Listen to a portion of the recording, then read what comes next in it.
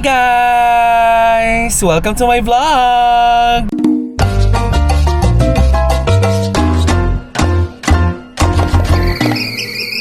For today's vlog ay tayo ay magtutungo ulit sa NV Skin Beauty and Wellness. Pagpapasensyahan nyo na kasi wala naman sobrang daming ginagawa ang tita Cora nyo. Makikita nyo kung saan lang ako nagpupunta, nag-church, nagpapaderma, sa bahay, trabaho. Yun lang yung ginagalawan ko. Pero this weekend kasi meron tayong ganap.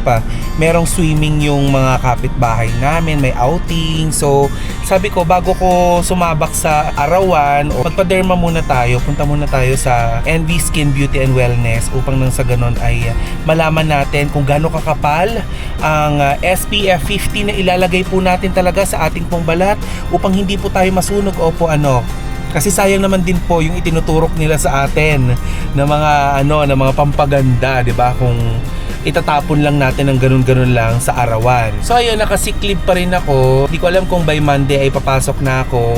Hinihintay ko lang yung aking pong doktor kung kailan po niya ako i-schedule for halter. Sana po ay sa Lunes.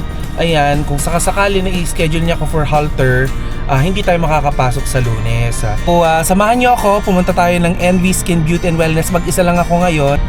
Alam mo, sobrang na-excite talaga ako sa gagawin ng NV sa akin kasi nakikita ko yung mga ultra slim nila, yung mga ganun. Tsaka kung makikita nyo, si Kuya Oji, si Jegs, diba? Ang laki na ng ipinayat nila. So syempre, bilang ako po ay umaasa din, kahit na may type 2 diabetes na tayo, umaasa din po tayo na maski papano in the future, mabawasan na talaga ang ating pong timba. Kung hindi man sobrang payat na payat, yung kagaya kay Jegs. Tsaka gusto ko kasi yung ginagawa ng Envy na payat ka pero hindi ka dry. May iba kasi nang pumapayat pero dry yung itsura, 'di ba? Yung magmumukhang adik. Si Envy hindi ganon. Kapag pinapayat ka ni Envy using their the type of technologies na ginagawa nila upang nang sa ganun ay mas maging maliit yung mukha mo, yung iyong katawan, hindi ka dry. Hindi dry ang itsura mo. Fresh ka, ganon. Yun ko lang na-realize na maglilimang taon na ako sa Energy FM next year. So, sabi ko, itong binabaybay kong kalsada, itong kalsadang binabaybay ko ay halos 4 na taon ko siyang binabaybay. At nakita ko yung malaking pagbabago na nung start ko sa Energy FM, wala pa itong mga itinatayong Skyway. Pero ngayon, malaki na yung pagbabago. Tunay ngang napakabilis ng panahon, So sana, in 4 years time, pagdaan ko dito, siguro naman sobrang payat ko na noon. And by that time, siguro nakapag-renew na ako ng pangalawang contract ko with NV Skin Beauty and Wellness. Kasi, alam nyo guys, yun yung parang feeling ko common sa aming dalawa ni Papa Jackson. Hindi kami kaagad yung pabago-bago. Kapag nagsimula kami sa isang bagay, yun at yun ang babalik-balikan namin. Pagkain, may ganun kami Pero syempre, ako kasi I'm into a lot of changes. Yung gusto ko minsan mabago din, makagawa din naman ng iba. 'Di ba? Yung excited ako na i-challenge yung sarili ko to do something better, to do something different. Ayun, that's the right term. To do something different in life. Kasi naniniwala kasi ako na everyday habang nabubuhay ang isang tao, everyday po ay nagbabago po ang ating pong kakayahan. Nagbabago ang ating kakayahan, ang ating talento. Nagkakaroon tayo ng pagkakataon na magbago, baguhin ang ating sarili. Alam mo yun, laging may room for improvement. Hindi pwedeng ma-stagnant ka kung nasaan ka kasi kapag na-associate ka na lang dun sa iisang bagay na hindi na nag-improve. 'Di ba? Parang wala ka na ding growth. Kay NV, into innovation talaga sila. Nakikita ko talaga yung pagbabagong ginagawa nila. Hindi lang, of course, 'di ba? Hindi lang nila ginagawang better yung itsura ng kanilang mga kliyente and of course mga endorser nila. Pero nakikita ko kasi na hindi sila tumitigil na tumuklas ng mga bagong teknolohiya upang nang sa ganun ay mas mapaigi, hindi lang ang itsura, ang panlabas na kaanyuan ng isang tao, kundi pati na rin yung kalusugan. And with that, gusto kong pasalamatan si Sir Angelo Dominguez. Okay, so malapit-lapit na tayo sa LV Skin Beauty and Wellness. Sabi dito 10 minutes na lang nandun na tayo. Sakto naman kasi ang naibigay sa atin na schedule ay 4 PM. It's 3:38 PM already. So on time tayo. Hindi tayo maging unprofessional, B. Dahil sa NV guys, hindi sila tumatanggap ng walk-in. Puro by appointment lang po. Alam mo kung bakit? Kasi po sa NV may mga nagpapagawa pong high profile na tao. Okay? Possible na ang makakasabay ko mamaya habang ginagawa ko, artista, posibleng politiko, asawa ng politiko, or malalaking negosyante, mga mayayaman, mga doktor, mga ganun. Eh, hindi naman lahat, di ba, hindi lahat ay confident na sabihin na, ay, nagpagawa ako ng ganito or ganyan. So, si NB po, pinoprotektahan niya ang privacy ng mga kliyente niya. Kaya hindi po pwede ang walk-in. Kailangan schedule ka. Kagaya ko po, 2 days bago ako pumunta doon, schedule na ako. Pero nasa kontrata ko naman is 48 hours. Dapat 48 hours bago yung procedure or yung schedule mo, dapat makapagpadala ka na doon. Kasi hindi talaga pwede yung abrupt na, ay pupunta ako dyan yung ganun. Hindi po pwede. Hindi ka pwede maganda-gandahan doon, di. Pwede siguro after ka na nilang pagandahin. Grabe no. Habang nandito ako stuck ako sa traffic dito. Nakita ko dito, grabe ang daming parcel, B. Tapos nakabukas yung pintuan niya. Eh, manakawan naman to. So malapit na tayo sa NV.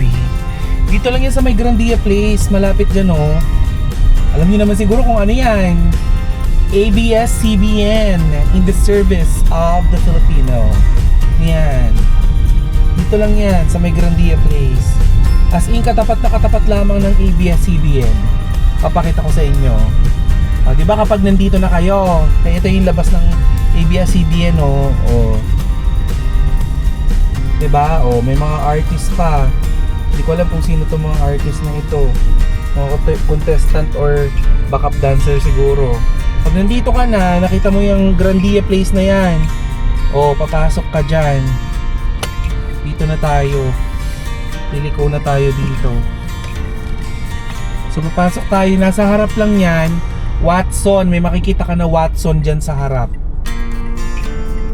Ayan. So nandito na tayo sa labas ng NV Skin Beauty and Wellness. Ayan. Katabi nga siya ng Watson. Ito yung NV Skin. Nandito yan sa Grandia Place. Ayan yung ABS-CBN guys. Okay, so papasok na tayo dahil inihintay na tayo para sa ating appointment for today. Tako, retimpladong chika, swak sa panlasa, chika na may laman, hindi lang basta daldalan. Kada kwento may bagong sorpresa sa Takore, chikang panalo talaga.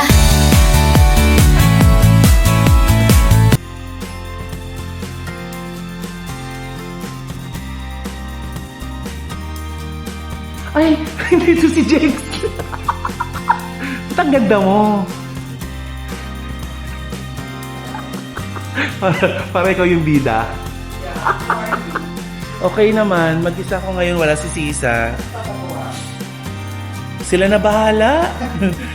Ang hirap mag-demand kasi baka mamaya hindi nila kayanin. Ha? Bagong-bago to, so sana naman kayanin. Ano ba to? Hindi ko alam. Ano to eh. Ito nga yung pinost natin nakaraan, Yes. di ba? Ano nga ba to? Hair removal. Yung diode. Bago yan. Yan ang makabagong diode. Oo. Yan yung mga kailangan para matanggal yung sumpa ni Adan. Yes. Oo, Yan. alam Yan, niyo na. yan. Ito. So, ito na nga talaga. Oo. Kasama si Kuya Oji? Wala. Hindi. May tinatapos lang ko, uwi na rin ako. Nag-message ka kanina sa akin ng lola mo. Sabi niya, saan ka? Sabi ko, papunta ko ng NB. Sabi niya, wow, iba talaga. O, dapat maging balingkinitan bago mamatay, ha? Sa iba naman sa akin. Kaya ako nung kama nila. Tama na yan. Kaya. Oo. Walang yaka.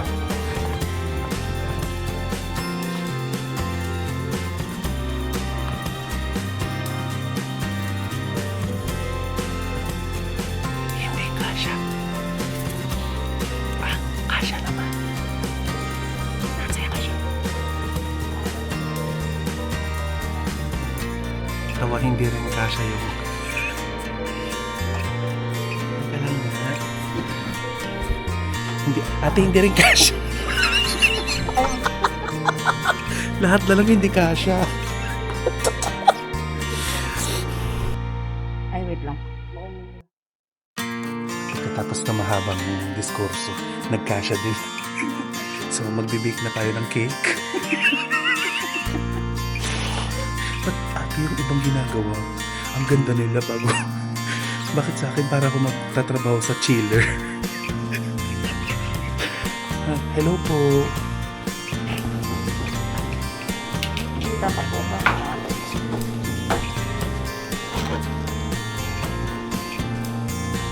Hindi po ako kumamang grocery. Jugin ko lang pa ba?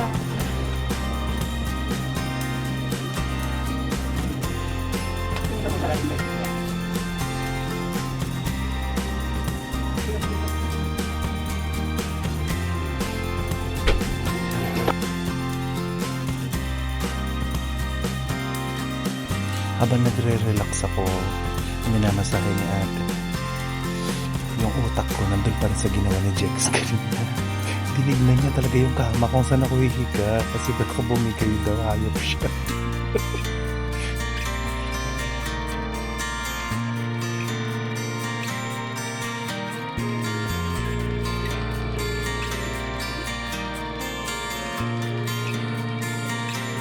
Yan may konti lang. Dito po. Yes. Kasi pinatarget ko po yung pati.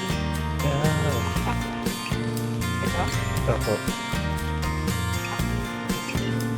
Hindi ako mangangalan, guys.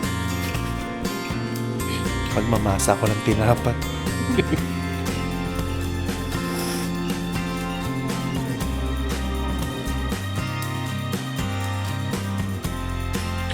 Ay, yun, high frequency. May narinig akong parang lumalagot ako. Ano po yan? Tinutunaw niya yung fats? Yes po, natutunaw ng fats at the same time is nag-lifting po siya ng skin po. Mm. Tapos, tightening din po.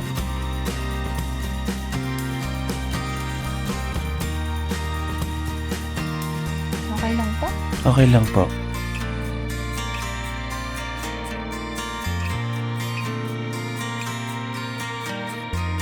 Para maging hugis bigas tayo.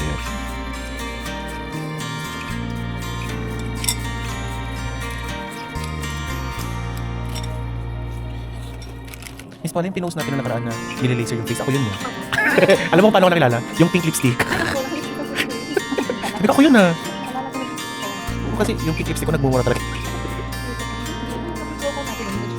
Oo nga eh. Nagsasabi na fresh tayo. Ito yung dahilan. Bukod dito sa ginagawa ni ate sa face ko. Itong, anong pangalan nito, Miss Paula? Itong drip natin. Elixir drip po. Ayan. Elixir drip po, pinaka-content niyo po, yes po, glutathione for detoxification, good siya for the liver and kidneys, and then also may vitamin C din po, vitamin B12 for additional immunity din po, Pipacora. And then, main na ingredient niya or content niya po is collagen and placenta for anti-aging. So, nakaka-help din po siya for collagen production ng skin. So, correlated din siya din sa mga treatments niyo po. For example, yung Elite yan, para mag-reduce po ng more collagen para mas tighter yung skin, mas firmer po, then younger looking din. Ngayon na naman niya, bakit fresh?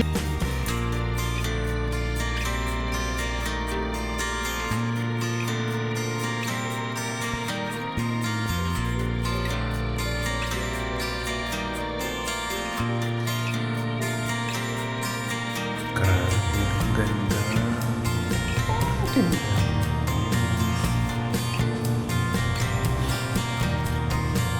Tapos na siyang dito ko ngayon sa CR.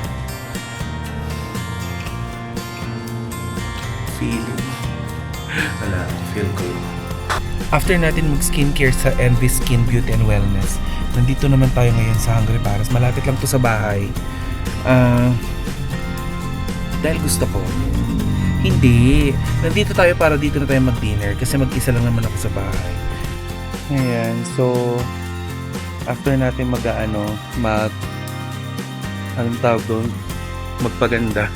Dito tayo sa Parisan. Hungry Paris.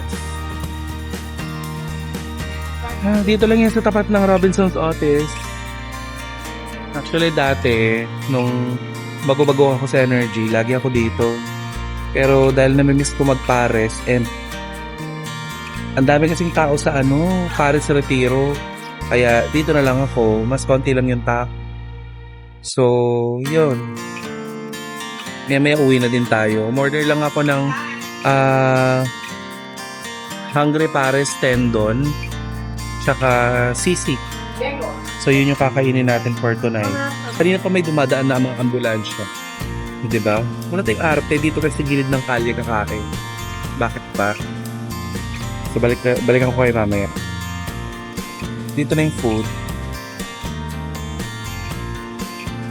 Umorder ako mo.